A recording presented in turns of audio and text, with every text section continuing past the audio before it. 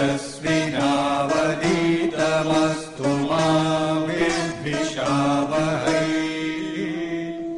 ॐ शान्ति शान्ति शान्तिः।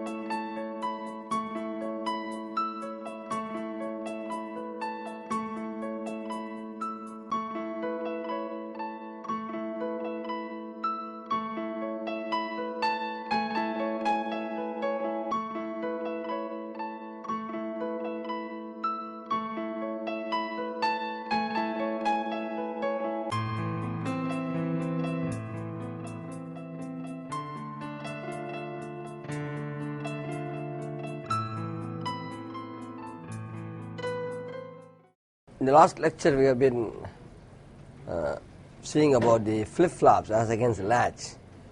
In a latch you store a bit 0 and a 1. In a flip-flop also you do that, but a flip-flop has an extra additional control called a gate, called the clock. When the clock is high, only then the data can be stored in the flip-flop, and when the clock is low, whatever has been stored will be retained even when there is a change in the input. We saw the basic SR flip-flop and the D flip-flop wherein single bit data can be stored with a single input, D input, data input, by connecting S and R through an inverter.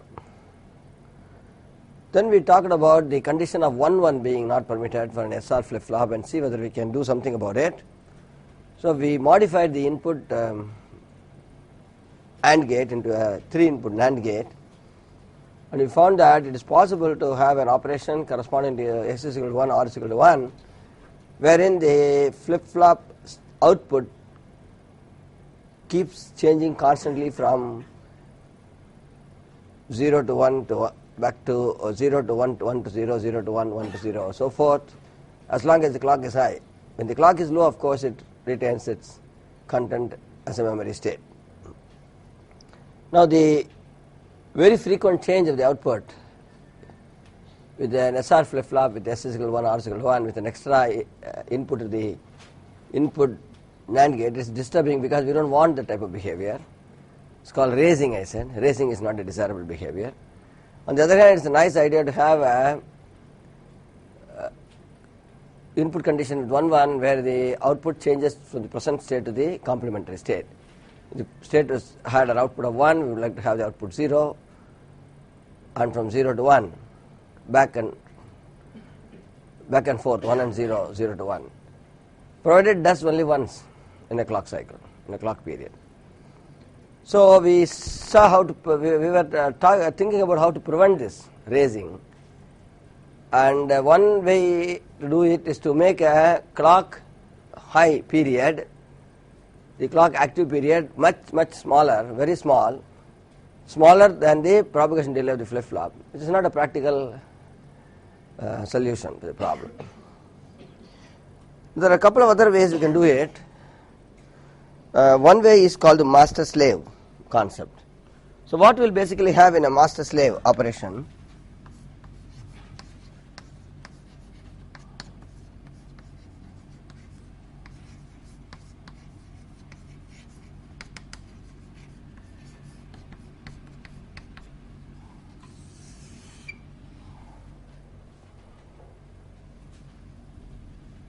the input gates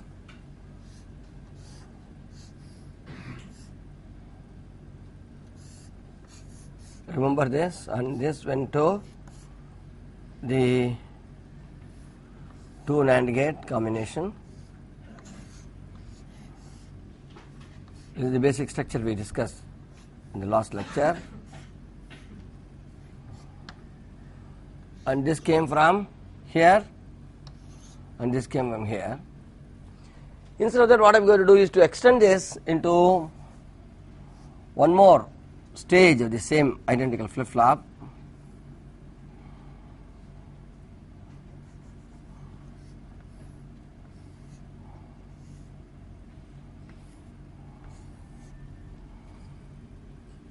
And the output of this I will feed into the SR latch as we did earlier.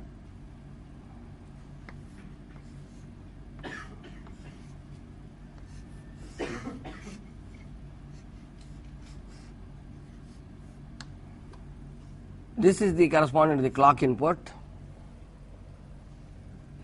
Now I will, instead of tying the output of these two gates to the input gates, what I will now do is to take this all the way from here.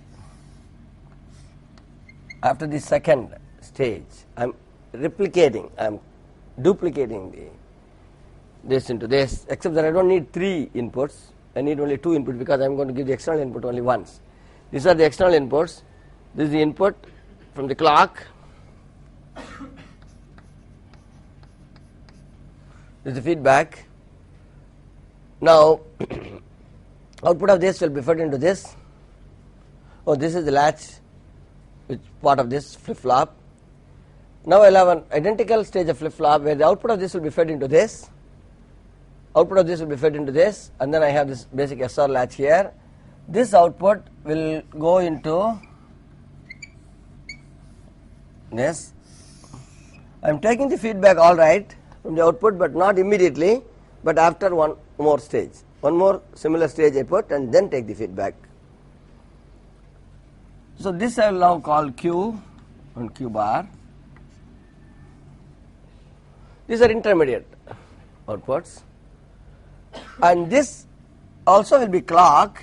But one thing I will do is to not connect the clock as it is into this. I am going to invert my clock and then connect this. So I have more or less now a condition of 2 flip-flops.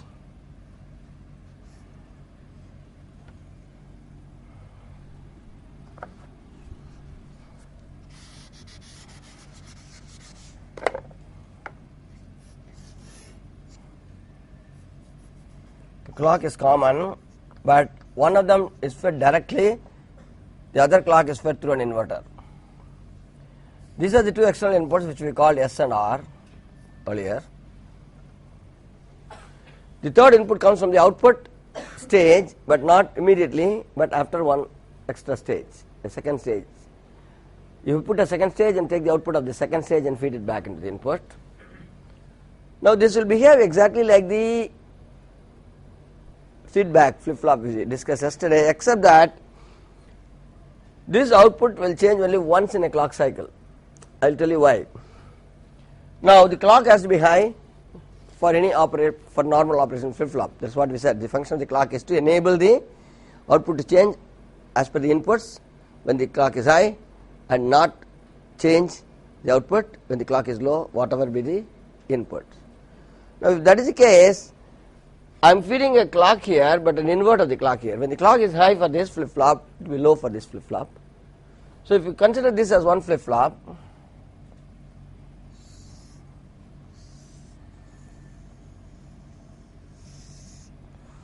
whose output is fed as input to the second flip-flop, I will call this the second flip-flop.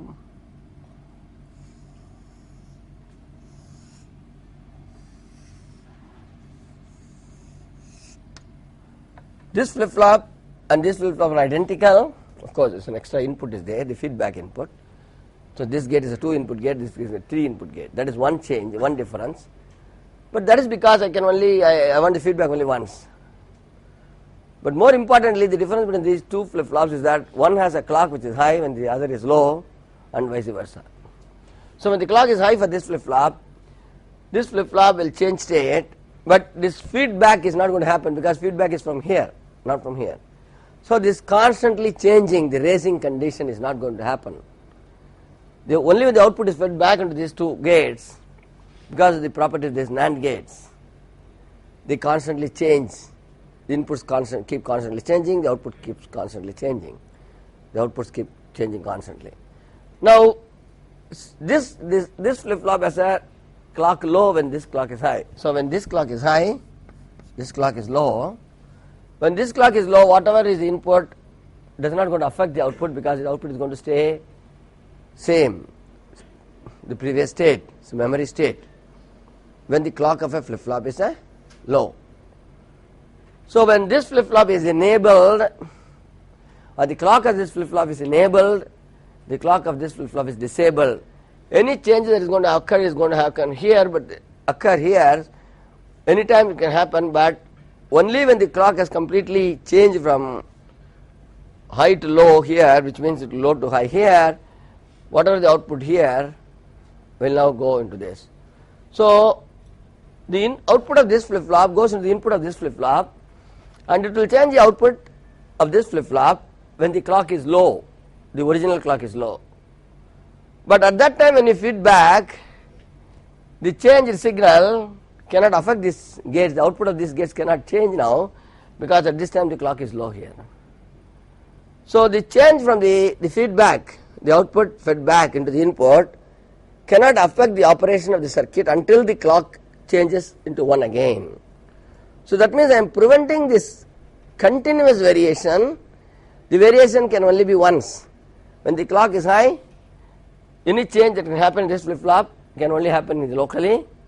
That local change will be transmitted to this flip-flop only when the clock of this flip-flop changes into high, at which time this is closed. So any change that can happen because of this change at the output will be fed back but will not be recognized until the clock changes back to 1 again, the original clock. So I have a two-stage flip-flop basically with the one stage clock being high and the other stage clock being low at a given time, and after some time the first stage clock becomes high, low, second stage clock becomes high. So that way I am isolating the input fluctuations from the output, or output changes will not be reflected in the changes in the input stage. Such a combination is called a master-slave combination. I already wrote the name on the top. This flip-flop is called a master flip-flop. This flip-flop is called a slave flip-flop. The slave can only take the master's output and convert it into its own output, but that can happen only when the clock is enabled for the slave. When the clock slave is enabled, already the master clock is disabled. So slave change, the output of the output change in the slave flip-flop will not affect the master output until the clock of that flip-flop becomes high, which is only when at the end of that period of off period for this clock. So I mean that means we are now making sure that changing from Q to Q bar when S is equal to 1 or R is equal to 1 will still happen, but only once in a clock period when the clock is high, when this master's clock is high. Now instead of this toggling that we saw, this is the clock, we will say only master clock as a function of time, it goes from 0 to 1. Master output originally would have been like this, that is because of the feedback. Now the feedback is not there. So the change of whatever it was, it will go, if earlier 0, it will become 1, and then it will continue to be 1 until again it becomes 1. At that time it will become 0. So this changeover from 0 to 1 to 1 to 0 will happen, but only once during a clock period.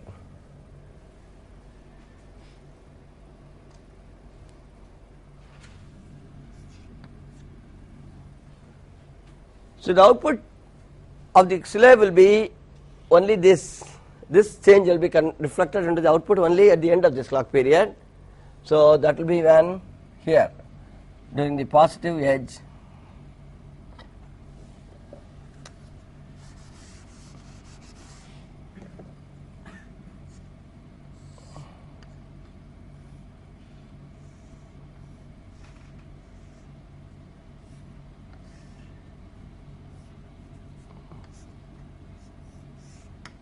slave would be at this point the slave clock will be low. When the master clock is high, slave clock is low, so the change in the master cannot go to the slave. At this point the slave clock becomes high. So when the slave clock becomes high, only then the master change in the master output will be recognized by the slave. So the slave clock would be working like this. I mean slave output will be delayed by this clock pulse period.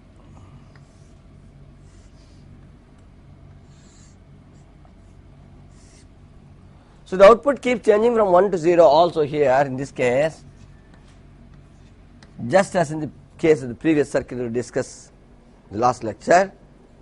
Constantly toggling is not there, it changes only once in a clock period. This is a toggling mode really. As I said, toggling is a control change, raising is an uncontrolled change. Toggling is useful, we will see that later on, how it is useful. Raising is not useful, raising is undesirable. That means I have eliminated now S is equal to R is equal to 1 problem which I had in the original SR flip-flop. The original SR flip-flop 1-1 condition was not to be used because of certain unreliability, undefined performance, uncertain performance. We want to remove that, but we ran into a racing problem. The racing problem is solved by putting an extra flip-flop. So this is a master-slave configuration. It can work for any type of flip-flop. D flip-flop also can have a master-slave. SR I have now made it like this. D also can be master-slave. You can have two flip-flops with one clock connected, the master clock and slave clock with phase inversion. Such a configuration is called a master-slave configuration. Doesn't have to be for only SR flip-flop.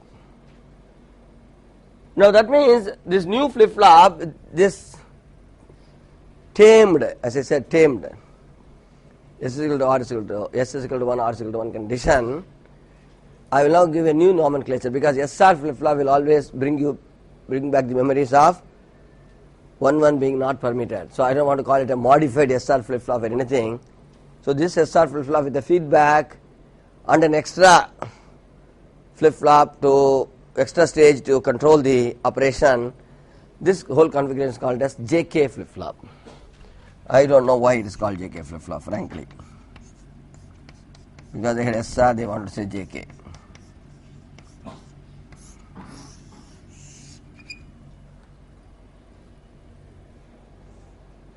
So a JK flip-flop works like this.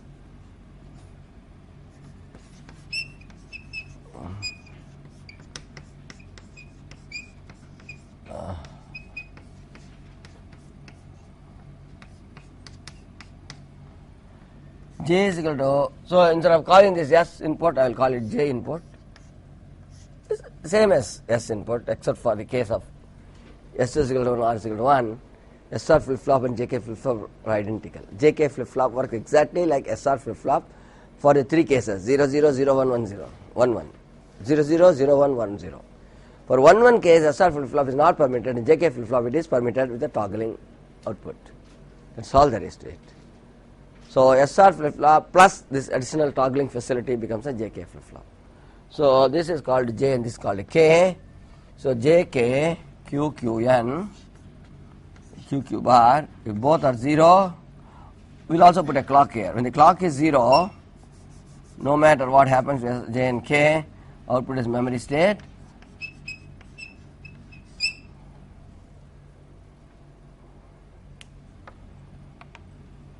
When clock is 1, 0, 0 is memory state, 0, 1 is reset state, it means 0, 1.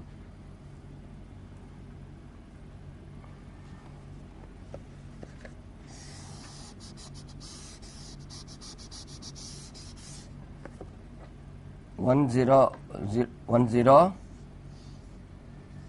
This is reset. This is set. 1 1 1. So what is Q? We don't know until we know what Q was. Q toggles means what? The previous value of Q is complemented. The present Q is the complementary value, complement of the previous Q. So we'll have to say Q is, you can write toggling mode, you write Q bar. So you can't write Q is equal to Q bar, doesn't sort of looks odd. So what I should write is, at this clock pulse, if it is nth clock pulse, what is the value of Q for the n minus 1th clock pulse will become the value now. So I will call this n.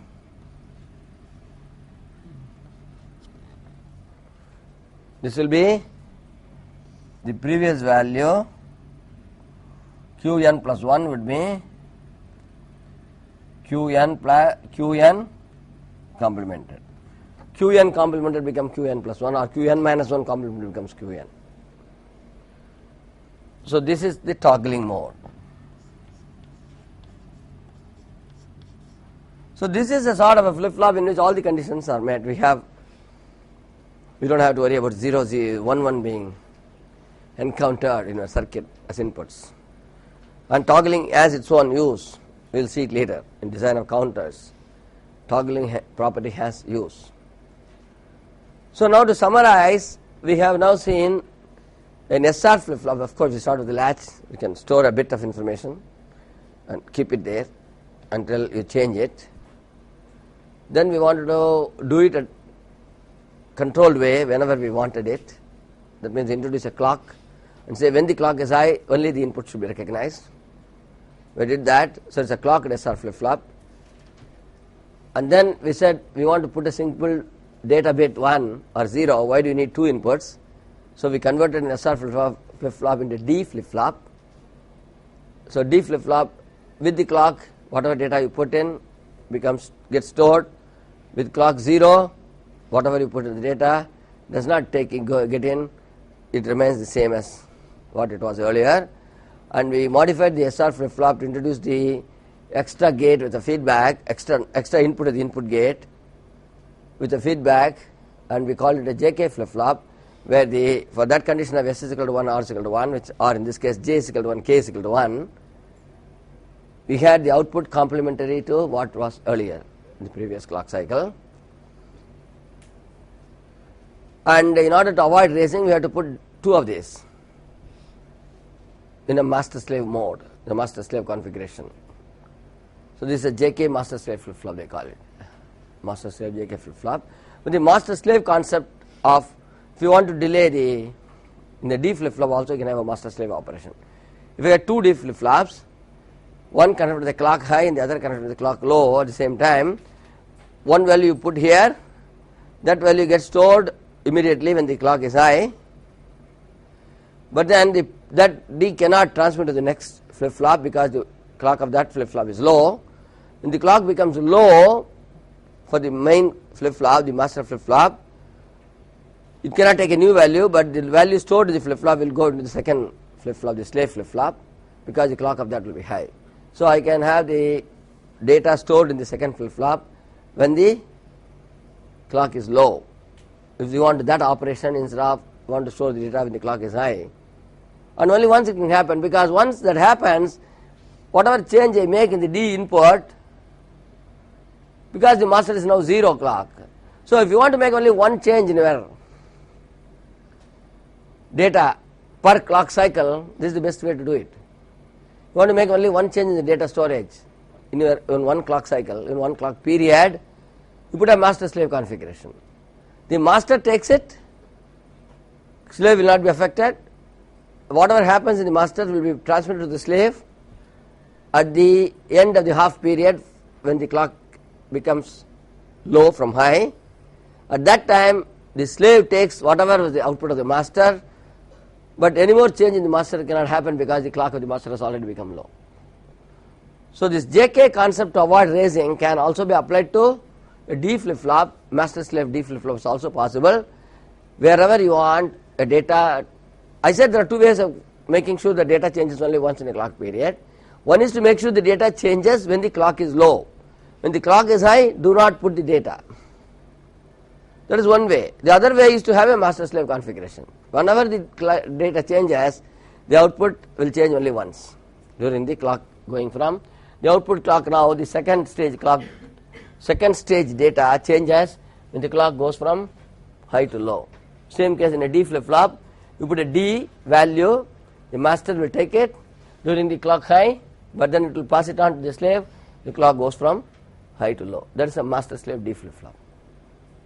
A master-slave is a concept, but it helps to avoid racing in the case of JK.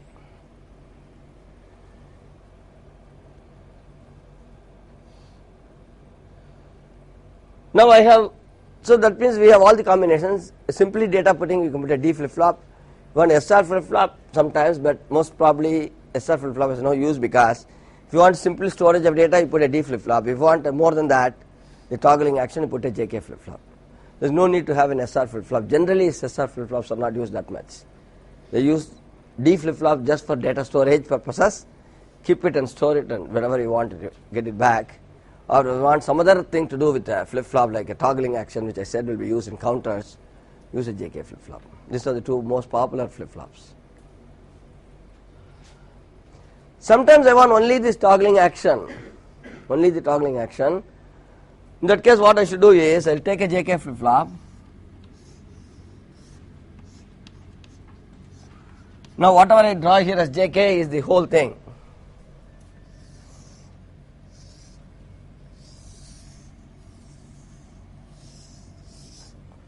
These two inputs and clock is only available to, these two inputs and the clock are only available to me, and output Q and Q bar or the slave are only available. Internal feedback, the internal inverse of the clock, all those things are not available to me in a block. When I buy a JK flip-flop, I have a single flip hardware where is two inputs for J and K, one input for clock, one output for Q, one output for Q bar. Q and Q bar outputs are from slave, JK inputs are into this master, and clock is there. Inside, internally the clock gets inverted for the slave. Of course, you need to give some power supply. No circuit will work without powering up. You need voltage and ground. You need two terminals, one to supply give the current voltage called VCC or VDD, depending on whether it's bipolar transit technology or CMOS technology, and then ground. So I am not talking about power source. How are you going to power up there? I am only talking about signals. JK are signals. Output is a signal. Clock is a signal. You have to determine. You have to know the difference between signals and the power source. Power source is required. Any active circuit, we need a power source. Okay, we will not consider power source in this drawing. Usually, we will have to put in addition to that a VCC and a ground and all that. So JK and clock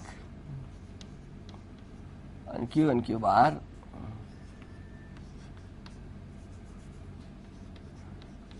If you only want toggling action, if you want, I have an input, I have a clock period, and I want an output which is always toggling back and forth at the rate of 1 per clock period, then I don't have to go through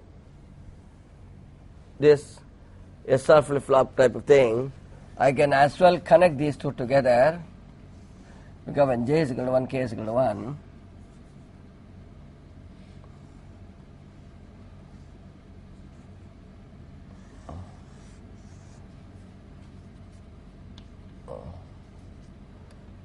I will call this input T input, T for toggle input. When T is 1, it toggles, when T is 0, memory state. When T is 0, 0, 0. J is equal to 0, K is equal to 0 is memory state. J is equal to 1, K is equal to 1 is toggle state. That is why the input is called toggle input. T is 1, it toggles. T is 0, it doesn't toggle, or it stays. And of course, clock is required. So what will be the truth table of this, or characteristic table of a T flip-flop?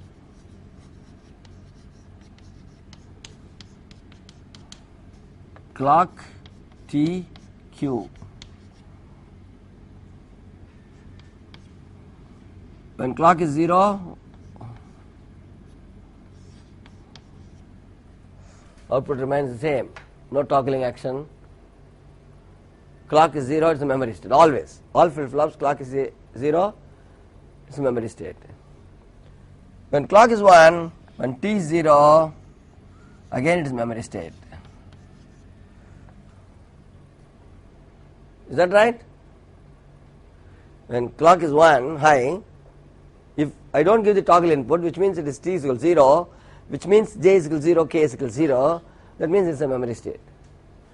When clock is 1 and t is 1, then qn is qn plus qn bar. The previous value of qn gets complemented to the new value. The next value of qn is always the previous value complemented. So this is a toggle flip-flop, it's a T flip-flop. Sometimes you get a T flip-flop, T is equal to clock. These are the two inputs.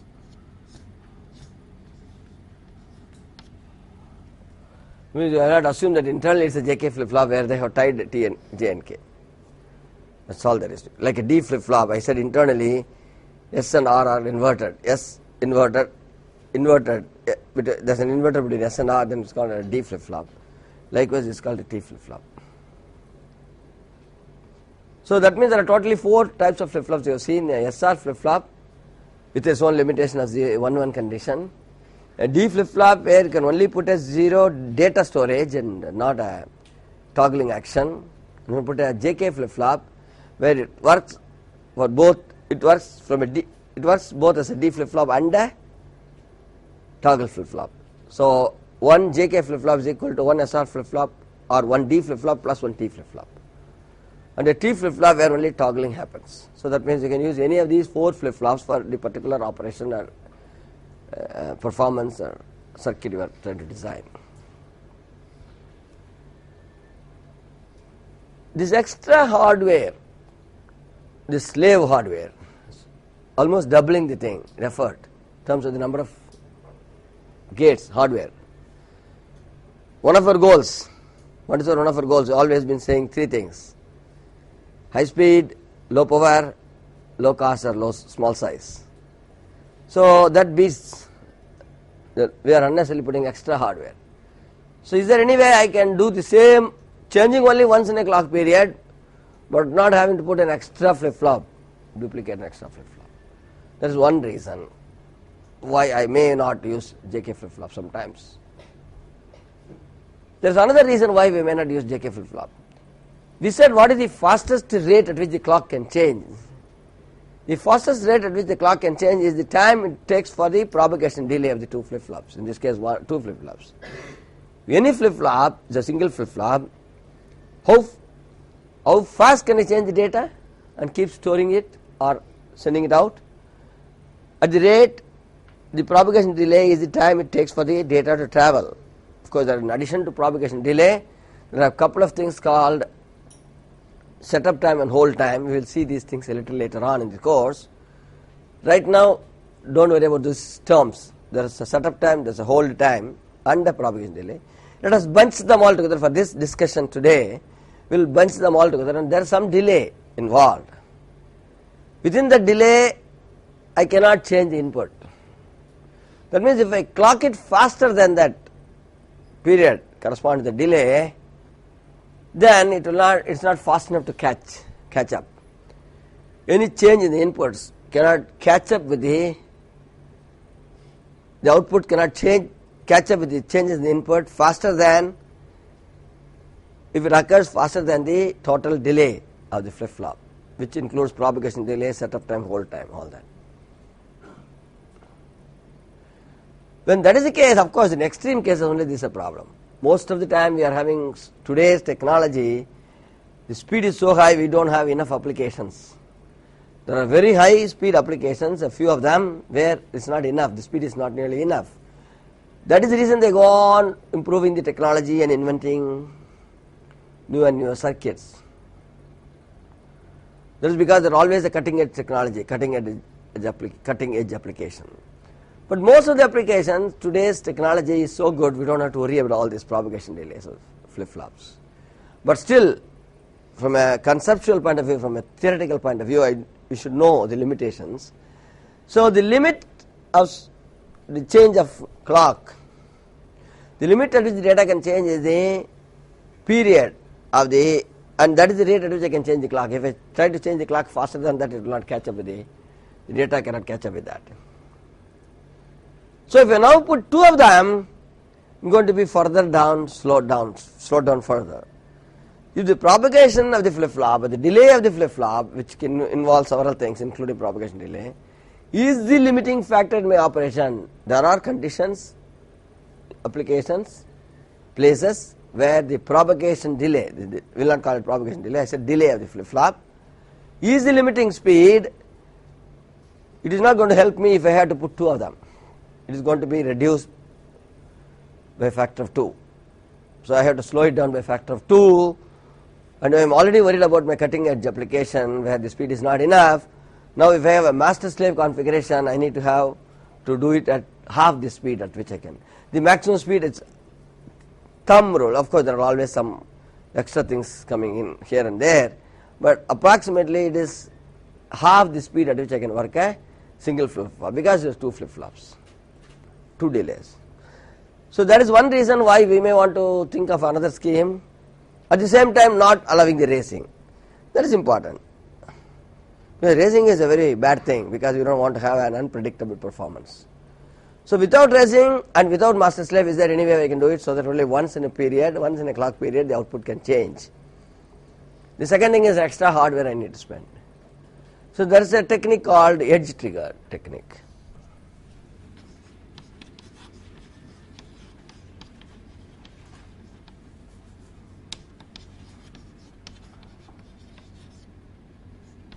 You can make an extra hardware, a little bit extra, not a whole lot of doubling the gate type of thing, doubling the flip-flop type of thing, but some modification in the given flip-flop can lead to a condition that once a change is made, it will stay, that the change will stay for the entire duration of that clock. Only when the next time the clock changes, it will change again. This is where I want to define something called edge triggering and level triggering. When I said gate is an enabling function, gate has an enabling role, what did I say? When the gate is high, clock is high rather. Clock is an enabling gate, enabling function. When I said clock is enabling function, we said when clock is high, flip-flop works normally.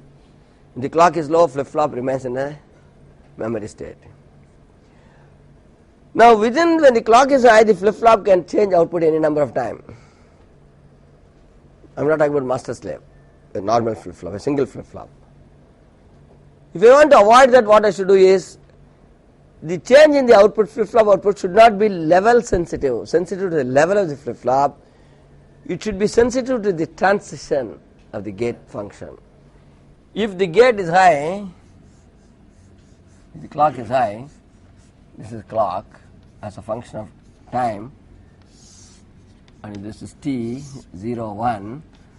As long as the gate is high, any change in the input will be reflected in the output. I am talking about single flip-flop, not the master slave. Remember that. I am making a case for doing a non-master slave flip-flop, which will do only once in a clock cycle. Non-master slave flip-flop, which will change the output only once in a clock period, because I am going to save time, delay, as well as I am going to save some hardware. So I am talking about that. So in a single flip-flop, I am talking about non-master slave operation. When I have this is the period for which, during which any change in the input will be reflected in the output. I don't want it. I want only once in that period output to change based on what was the input at a given particular time. This is called level triggering. Level sensitive or level triggering.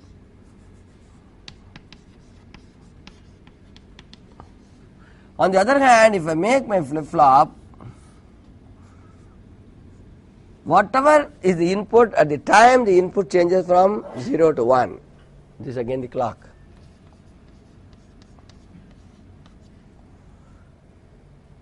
The input can be anything here, input can be anything here. When the input, it will recognize the input, it will monitor the input, it will sample the input, they call this, technical term for this is called sampling. The flip-flop will sample the input at the time of transition from 0 to 1, and correspondingly decide the output. Any changes occurring within that clock period, whether it is high or low, will not be recognized. Output will not change until the next clock transition occurs. Such an operation called edge triggering operation.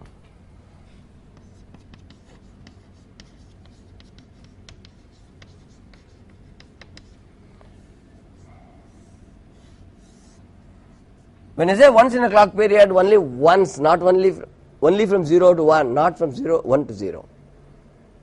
Or I can define from 1 to 0 as my reference point and not from 0 to 1. It should not be do both times, because I want only one time in a clock period.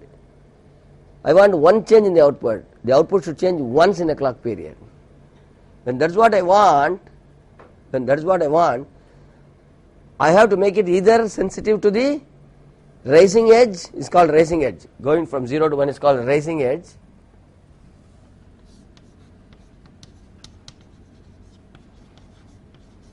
And this is called falling edge.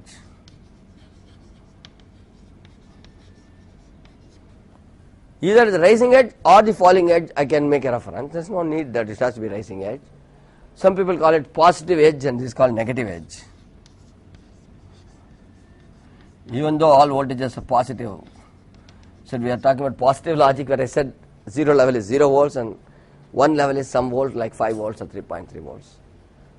When I say positive edge means going from 0 to 1. When I say negative edge, it goes from 1 to 0.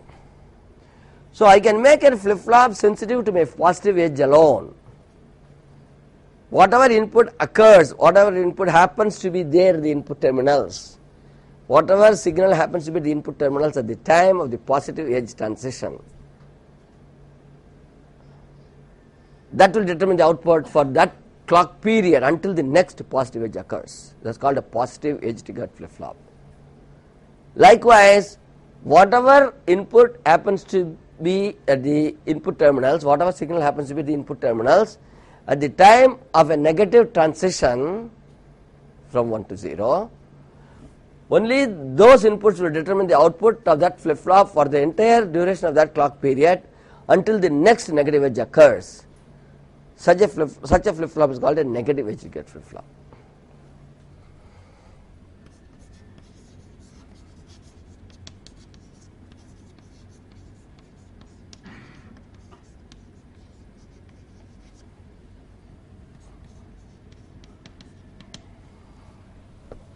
So for example, if the input keeps changing here, again here,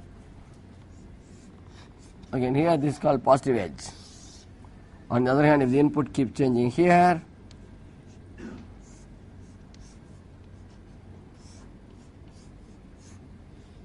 clock 0, 1, t,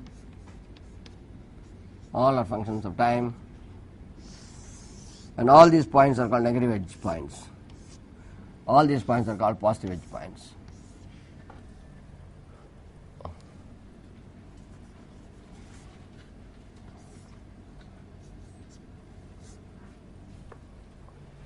So if I let my flip-flop, or if I design the flip-flop, not letting it, if I design my flip-flop such that input changes will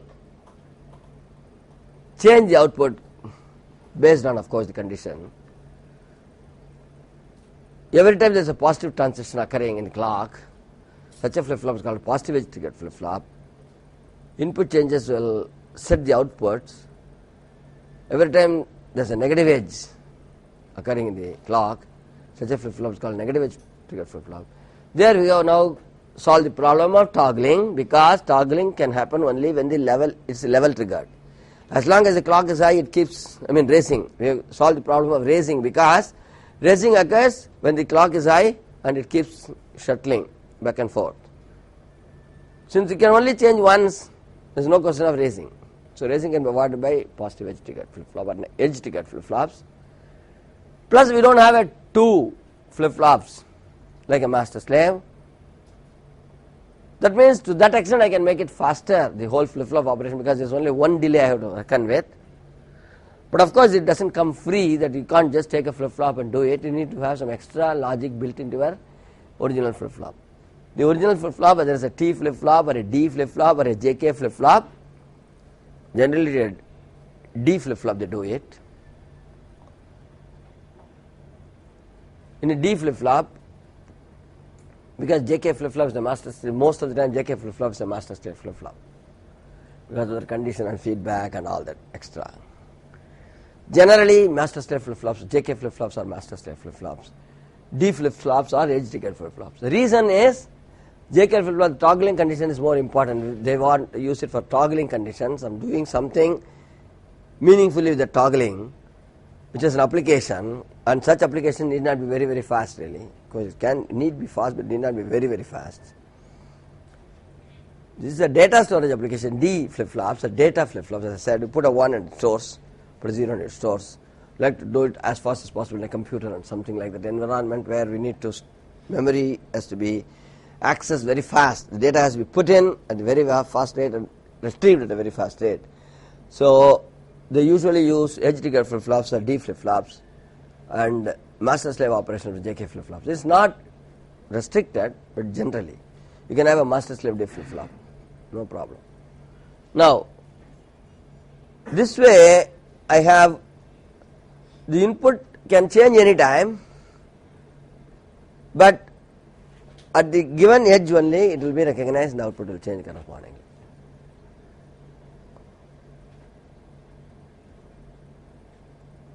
And the extra logic which is required to modify your D flip-flop, original D flip-flop, with the extra modification, some gates, extra gates which will block. What really happens is not very great thing. It blocks the variation because of the nature in which the gates are connected. Once the variation occurs from 0 to 1, it remains at that time unless there is another 0 to 1 transition occurs. So we look at the circuit, you can analyze the circuit and see for yourself why this change can occur only once during that during that clock period. That means the circuit is designed as that only as transition from 0 to 1 in the case of positive edge or 1 to 0 in the case of negative edge can change the input to the flip-flop. Finally, the input to the SR latch. Remember that back-to-back connected NAND gate, that is always be there in the D flip-flop, isn't it? That is the core. We started with that core. Back-to-back NAND latch. 2 NAND gates connected back-to-back. If the input doesn't change for that, then nothing can happen. Whatever is the input change they have occurring, whether the clock is high or whether the clock is low, and any change in the input cannot affect the output as long as the input to those SR flip-flop does not change. And that is what will happen in case, but the extra logic I am talking about, you have to have some extra gates which will prevent these changes occurring except in the case of a 0 to 1 transition in the case of positive edge, 1 to 0 transition in the case of negative edge. I am leaving this as a reading exercise. Please go over some book, standard textbook, in which they will tell you the configuration of a edge-triggered D latch, edge-triggered D flip-flop. There is an extra logic involved. Please try to understand that logic. Please try to first locate that circuit and then understand the operation of that circuit and why that change of the input change 0 to 1 to 1 to 0 only can make a change. The clock changes 0 to 1 or 1 to 0 only can change the output. That is because, as I said, it blocks the variation within that period. It blocks the variation to the input of that final latch. The final latch is the SR back-to-back NAND latch. That latch input should remain constant for that whole clock period, whatever happens elsewhere. Why that happens? The way in which the logic is designed, it makes it possible. I leave it as a reading exercise, reading assignment to you.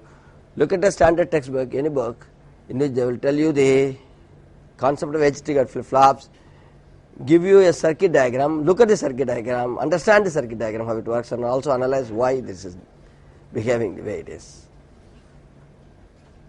We have now seen 4 types of flip-flops, as I said, D flip-flop, SR flip-flop, T flip-flop, JK flip-flop. Using them, what we can do, we will see from next lecture.